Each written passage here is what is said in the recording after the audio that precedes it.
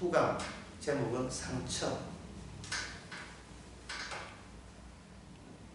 스가랴 13장 6절에 보면 혹이 그에게 묻기를 내 두 팔 사이의 상처는 어점이냐 하면 대답하기를 이는 나의 친구의 집에서 받은 상처라 이렇게 했어요. 상처라 하는 것은 누구로부터 공격받았다는 사실을 보여주는 겁니다.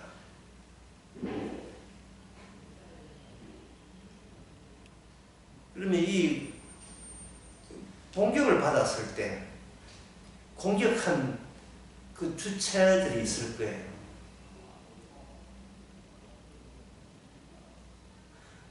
그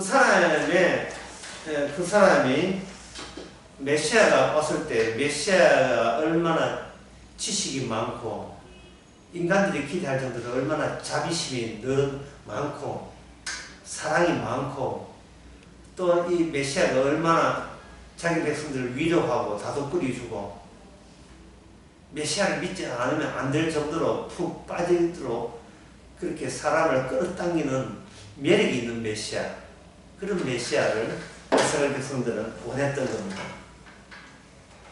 왜냐하면 그들은 지금 이스라엘은 로마의 압제하에서 비극적인 시간들을 보내고 있기 때문에 위로받고 싶은 거예요. 자신들의 신앙 약속을 믿는 그 약속이 제대로 믿었다는 것을 확인하고 싶은 겁니다. 근데 막상 그들에게 나타난 메시아는 상처를 품은 메시아입니다. 멀쩡한 메시아, 해같이 빛나는 메시아. 변화산에서 베드로가 본 예수 그리스도는 해같이 빛났습니다. 그래서 베드로가 아주 신이 났지요. 여기가 좋사오니 제가 농막 3개 지어드리겠습니다. 하나씩으로 아마 제가 농막도 비싸거든요. 2천만 원. 그렇게 간이 건물 지어드려서 모시겠습니다. 지금 그 이야기를 할 때 베드로는 주님이 바로 베드로의 그 말로 인하여 상처 입을 것이라는 생각을 추워도 못한 거예요. 좋은 게 좋다는 겁니다. 나 메시아 기다리고 주님 메시아 우리 사이에 저는 끈끈하게 없고 편하게 받아들이고 대화나 소통이 흐름이 잘 이어질 것이라고 얘기했죠. 내가 생각한 내 생각과 내 행동으로 저쪽 예수님 쪽에 상처가 주어진다는 생각은 상상도 못하죠. 제자들이 서로 호의를 갖고 있는 사이이기 때문에 한쪽은 상처 주고 한쪽은 상처 받고 이런 적대적 관계라는 것은 있을 수 없다고 생각한 겁니다. 오늘날 우리들이 예수님을 생각하는 또 마찬가지죠. 요한복음 11장에서 마르다 마리아가 예수님 평소에 많이 섬겼어요. 마르다 마리아가 예수님 섬길 때 예수님 섬김에 대해서 기뻐하셨고 그 기쁨을 보고 마르다 마리아는 자기 행동에 하자가 없고 잘못이 없다고 생각했습니다. 그런데 주님 쪽에서 상처를 만들어버렸어요. 마음의 상처를 만들어버렸어요. 아직 돌아가실 때도 안 멀쩡한 자기 오빠가 아무 이유도 없이 아팠고 이유 없이 죽은 게 아니고 시들시들 아파요. 갑작스럽게 돌발 죽음 받은 게 아니고 시들시들 아파가는 거예요. 그러니까 마르다 마리아도 약간은 놀랬지만 그때까지는 예수님한테 어떤 상처가 없었죠.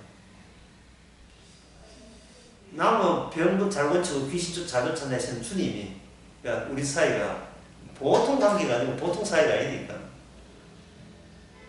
우리가 잘해드렸으니까 죽기 수준도 무슨 죽기 좀 어떤 보답 관계가 있을 거라고 생각하고 이때를 위함이라 하고 뭐 예수님을 보험 들어놓는 것처럼 생각해가지고 예수님을 호출을 했지요. 예수님 잘 모르시는 모양인데 지금 우리 오빠가 시들시들 지금 아파서 죽어가고 있습니다. 다행스럽게도 아직 죽지는 않았습니다. 그리고 이 타이밍이 예수님이 오셔서 우리 오빠를 건강하게 함으로써 예수님과 평소에 우리 가족 마르다 마리아 가족이 얼마나 우리가 돈독한지를 보여주시는 기회로 삼아주시면 좋겠습니다. 역시 예수님께 대접을 잘 해줬더니만 어려울 때 주님 쪽에서도 보답 있었구나, 잘해주는 거야. 그걸 은근히 마르다 마리아가 기대했지요. 사람이 누구한테 해줄 때 아무 생각 없이 해주지는 않잖아요. 그러니까 사랑하는 것도 해줄 때 뭔가 되돌아오는 게 뭐 있어야 사람이 마음이 섭섭치 않은 겁니다. 그런데 예수님께서는 죽기를 기다렸어요. 오빠가 죽기를. 그게 마르다 마리아에게 큰 상처가 된 거예요. 큰 상처가 된 거예요. 메시아는 나를 죽지 않게 해 주실 뿐이다.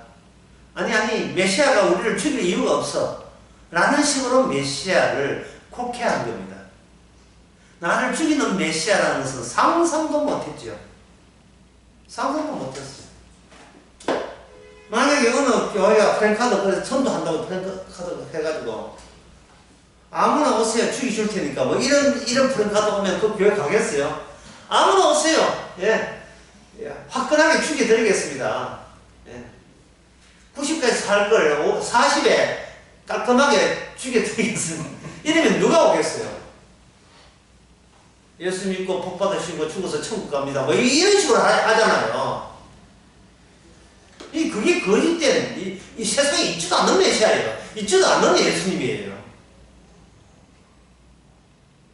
그런데 시작은 그렇게 해야 돼요. 왜? 마르다 마리아도 그렇게 시작하기 때문에.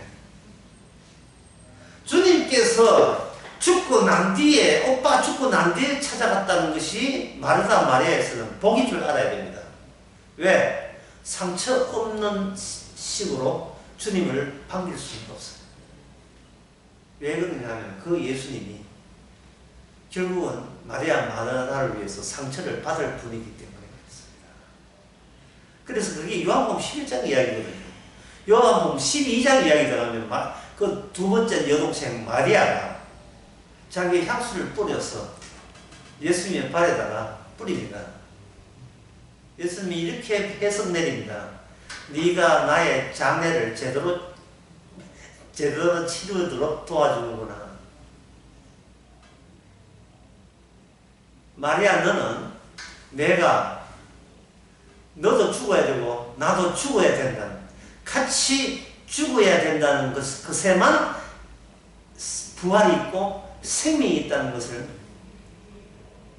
내가 너로 하여금 내가 그렇게 너의 행동을 그렇게 해석하겠다 이랬습니다. 오빠 죽고 난 뒤에 마리아가 상처를 입었습니다. 그 틈에 예수님 찾아가지고 이렇게 묻는 거예요. 오빠 죽은 게 상처가 더 깊냐? 내가 죽을 때 상처가 더 깊냐? 이걸 미리 당겨서 그 마르다 마리아에게 묻는 것 같습니다. 마리아 마르다, 너희들이 너 세 남매가 나한테 잘해줬지? 나도 너에게 잘해줄게. 오빠 죽여줄게. 그리고 네가 스스로 캐낼 수 없는 상처, 네가 네한테 해코지 할 수 없는 상처, 예수님으로 인하여 나는 상처가 있는 자는 죽어도 살겠고 살았어 영원히 죽지 아니하리라. 나를 믿는 자는 말을 바꾸어서 이야기합니다. 나로 인하여 상처가 발생된 자는 죽어도 살겠고 살아서 상처 있는 자는 영원히 죽지 아니하리라.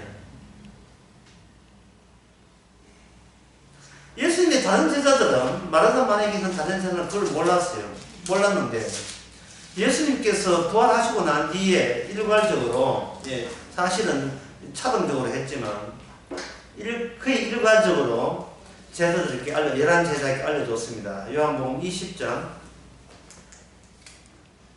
27절 20장 27절 보기 전에 20장 20절 이 말씀을 하시고 손과 옆구리를 보이시며 제자들에게 주를 보고 기뻐하더라. 제자들에게 보여주는 것이 멀쩡해진 몸을 보여주는 게 아니고 상처를 보여줬어요. 손과 옆구리. 27절에 그때는 도마가 없었고 그때 도마가 왔을 때 도마에게 이르시되 내 손가락은 이래 내밀어 내 손을 보고 내 손을 내밀어 내 옆구리에 넣어보라. 그리하고 믿음 없는 자 되지 말고 믿는 자가 되라. 여기서 믿음이라는 것은 상처 확인. 주님은 인간에게 상처받아 돌아가셨다. 그 확인. 그게 믿음이에요. 다른 믿음은 일절 없습니다. 도마가 이야기합니다. 주님은 하나님이십니다. 사람 보고 말하기를 주님은 하나님이십니다. 메시아십니다. 비로소 이사야 53장에 나오는 상처받은 메시아가 비로소 눈앞에 맞춤의 완성태로 주께서 홀로 다 이뤘다는 사실을 도마가 받아들여서 도마는 당신은 하나님입니다. 예수께서 말씀하시되 보고 믿느냐? 보지 않고 믿는 사람이 있을 텐데 그들이 복이 있다. 이렇게 이야기하셨습니다.